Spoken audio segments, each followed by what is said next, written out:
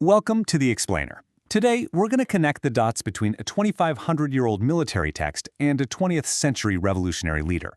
You'll see just how ancient wisdom can completely reshape modern warfare. Okay, so let's set the scene. You've got China, facing a much more powerful and technologically superior Japanese army. Now, common sense says you meet force with force, right? But Mao Zedong does something crazy.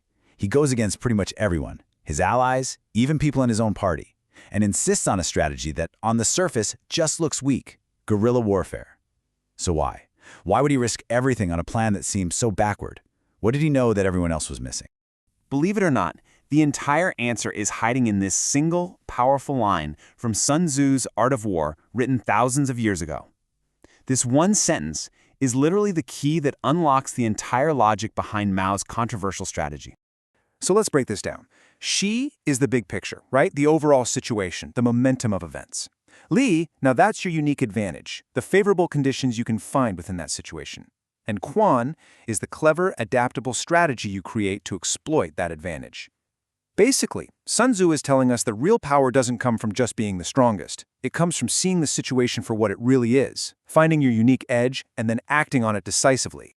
Now, to really get how Mao put this into practice, we have to understand the insane amount of pressure he was under.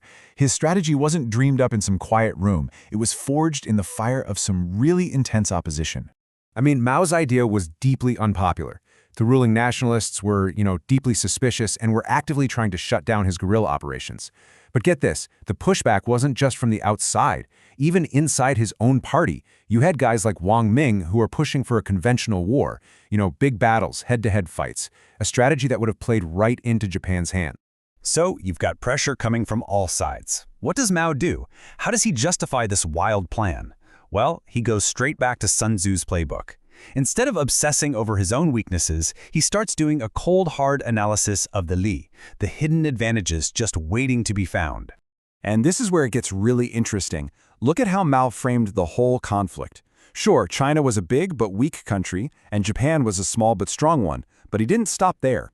He saw China's cause as progressive and Japan's as regressive, meaning China had the moral high ground, that history was on its side, and that meant China would eventually be aided by many, while Japan would be aided by few.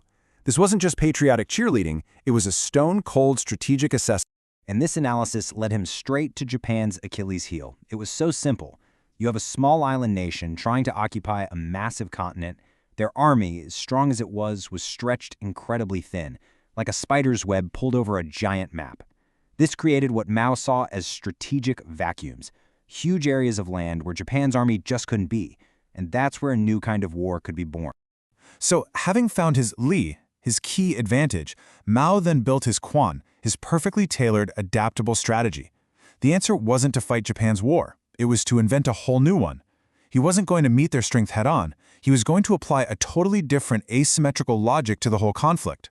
He made his case with three really powerful points. First, he said, look, this is going to be a long, drawn-out war. A quick win is a total fantasy. Second, because Japan's army is stretched so thin, our guerrillas don't have to be just little support units. No, they can be their own independent force, creating a second front basically everywhere. And third, with the support of the people, this wasn't going to be some small-time harassment. This was going to be a huge nationwide resistance. And this quote just nails his entire argument. He completely reframed what guerrilla warfare even was. His critics called it roaming without fighting, basically running away. But he said, no way, this is an active, offensive strategy, and it's perfectly designed to attack the enemy's biggest weakness, their inability to actually control the vast country they were trying to conquer. So here's the bottom line. Mao's strategy wasn't a desperate last-ditch effort. It was a masterclass in applying Sun Tzu's ancient wisdom. He looked at the whole picture, he found the Li, Japan being overextended, and he built the perfect Quan, the adaptable strategy to exploit it. So, why does any of this matter to us today? I mean, it's fascinating military history for sure, but the lesson here is totally universal and goes way beyond any battlefield. Think of it this way. If you're a little speedboat, you don't challenge a giant cargo ship to a pushing contest. That's just dumb. You use your speed, your agility, your unique advantages that the huge ship just doesn't have. See, the winning move isn't about meeting strength with strength. It's about leveraging what makes you different, the one thing your opponent is structurally unable to counter. So, the question this ancient strategy really leaves us with is this. In your world, in your career, in your business, where are you fighting on your opponent's terms? It's time to stop looking at your weaknesses and start hunting for your leany, that unique, favorable condition you've probably been overlooking. Because that, right there, is where you'll find the momentum to turn the entire game in your favor.